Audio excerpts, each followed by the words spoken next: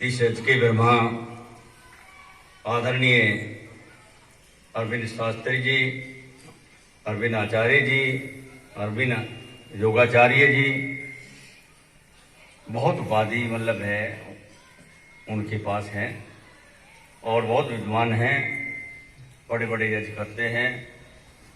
कई यज्ञों में अवसर मिला साथ रहने का, बैठने का, तो आदरणीय अरविंद शास्त्री जी, वेद पाठी जी, नाम दोनों वेद पाठी जी और शुक्रताल से आए हुए सत्यदेश आर्य जी,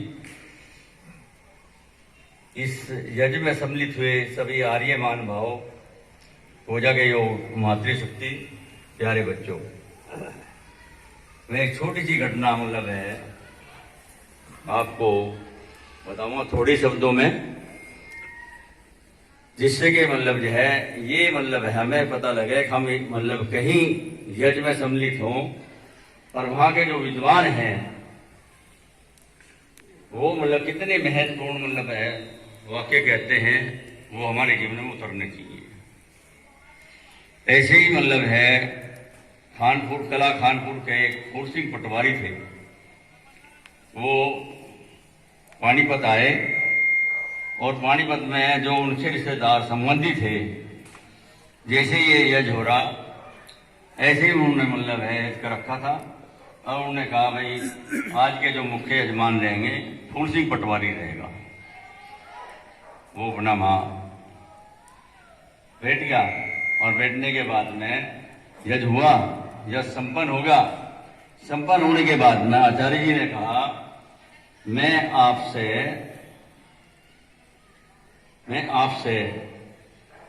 कुछ मांगता हूं। तो उन्होंने कहा भाई जो मांगेगा पैसा दिल्ली दे दूंगा। तो उसने आचार्य जी ने दोबारा कहा कि नहीं, मैं पैसा दिल्ला कोई नहीं मांगने का, कुछ मांगता हूं। फिर आचार्य जी ने मतलब तीसरी बार कहा कि मैं कुछ मांगता हूं, मेरी जो दक्षिणा होगी वो मतलब है कुछ व्रत लेने की होगी। तो उन्होंने कहा भाई चलो व्रत भी जो भी होगा। उन्होंने कहा जी जीवन में सत्य बोलना, सत्य मार्ग पे चलना, सत्य काम करना, सबसे विधि पूर्वक व्यवहार करना। उन्होंने कहा मतलब आचार्य जी ने ये मेरी दक्षिणा है, सत्य ही बोलना। आज ध्यान से मतलब है ये मेरी दक्षिणा दे के जाओगे आप। तो फूल सिंह पटवारी ऊपर नीचे होने लगा, कहने लगा मेरे जीवन में तो सत्य है ही नहीं। आचार्य जी ने तो मुझे मतलब बांध दिया। फिर दोबारा दोहरा, सत्य बोलना, सत्य काम करना, सबसे विधि पूर्वक व्यवहार करना, सत्य मार्ग पर चलना, ये मेरी दक्षिणा है। अगर दे सको खुले दिल से तो दे दो, अनी मने कर दो। तो फूल सिंह पटवारी कहने लगा भाई मैं तो आज तक किसी का मतलब अपने मन में उन्होंने विचार करा बगैर रिश्वत लिए कोई कार्य नहीं करे तो सत्य कार्य नहीं है। तो उसने कहा भाई अगर आप दे सको तो मेरी दक्षिणा दो, अगर नहीं दे सकते तो ना दो। ये हमारे पड़ोस की मतलब यहाँ की खानपुर की मतलब घटना है। तो साहब मतलब जो है बहुत विचलित हुए और फिर ये कहा कि भाई जो करना था वो तो कर लिया, अब आके मतलब सत्य पे चलेंगे। एक विचार आया मन में और विचार से ये कहा कल जी ठीक है मैंने आपकी दक्षिणा दी। और वो अपने मतलब है वहां से जसमत अपने घर तक गया और वो यही होता रहा कि मैं सत्य पे कैसे चले। फूल सिंह पटवारी कैसे बदला, तो उसने मतलब गांव में जाकर जिस पर रिश्वत ली देने का प्रयास करा, लंबी बात हो जाएगी, किसी ने ली किसी ने मने कर दिया। और उसके मन में एक विचार आया मैं मतलब है सब पैसा तो मेरे पे नहीं है, जमीन का कोई छोटा सा टुकड़ा बेच के एक गुरुकुल खोल दूं, ये सतमार होगा।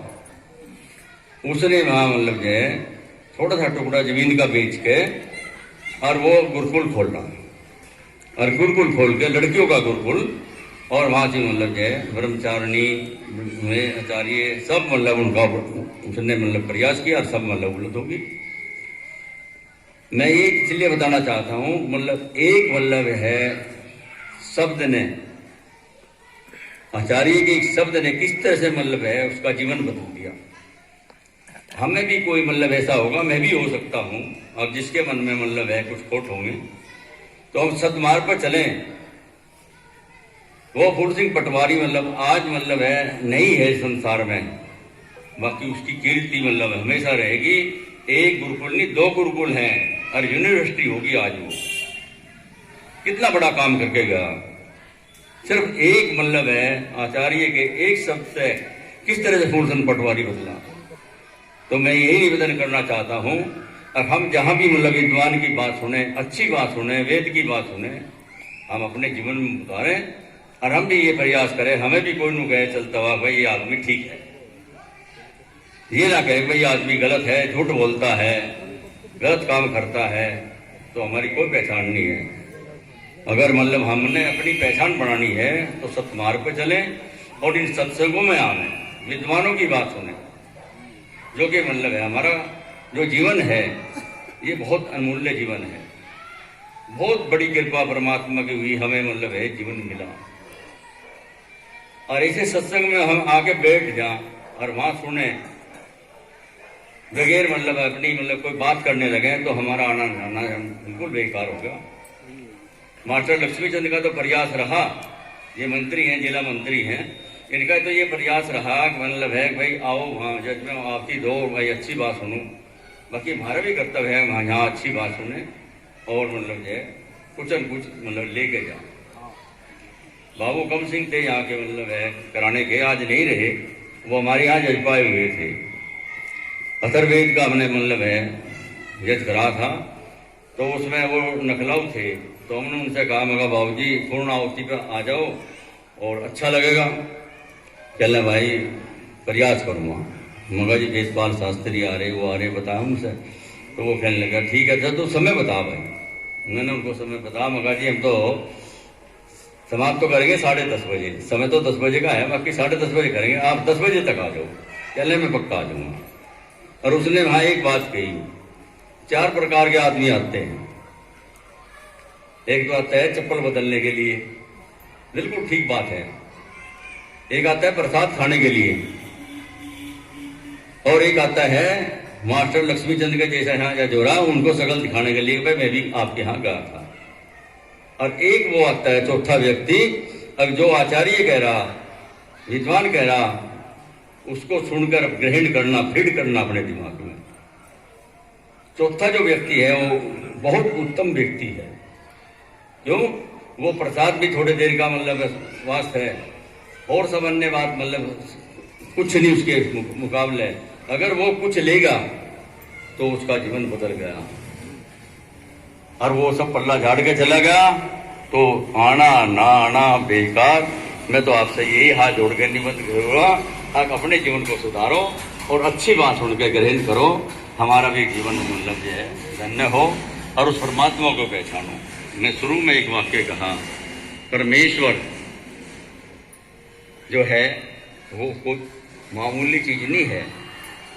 परमात्मा जो मतलब है अनेक नाम गुणवाचक नाम है परमात्मा के, तो उसमें मतलब है मुख्य नाम मतलब जो है ओम है, और ओम के बाद में मतलब जो है ओम परमेश्वर का मुख्य नाम परमेश्वर आता है।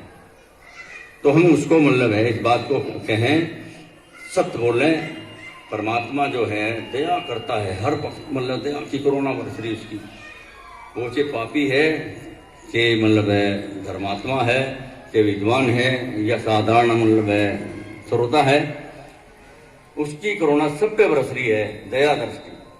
बाकी कृपा उसकी उस पर होगी जो उसका पात्र बनेगा, जो उसको जानने का साहस करेगा परमात्मा क्या चीज है। परमात्मा बहुत बड़ी चीज है। परमात्मा को हमेशा ये मानना चाहिए, परमात्मा जो है वो सर्वव्यापक है। मैं कहीं जाऊं, कुएं में जाऊं, गड्ढे में जाऊं, मकान के कमरे में जाऊं, कहीं भी जाऊं, परमात्मा हमारी साथ है।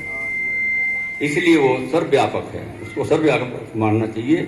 और मैं थोड़े से शब्द आपके सामने बीच में कहे, मैं आपको ध्यान पर सुना। आपका सबका धन्यवाद करता हूँ। परमात्मा से प्रार्थना करता हूँ आपका जीवन खुशियों में हो, मंगल में हो, हमेशा आपका जीवन मंगल में हो और हंसता हुआ हो। परमात्मा की इसी दया दृष्टि आप पे हो। ओम शांति।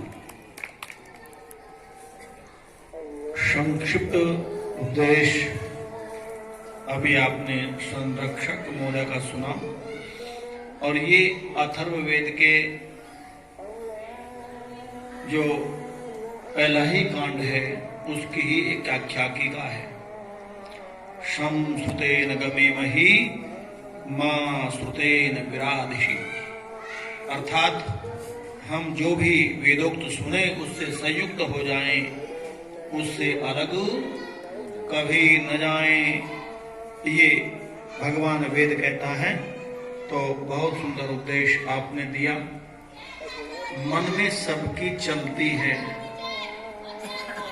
अपने मन की बात सब जानते हैं, कोई जाने न जाने मैं कितना अच्छा हूं या कितना बुरा हूं, और दूसरा परमात्मा जानता है।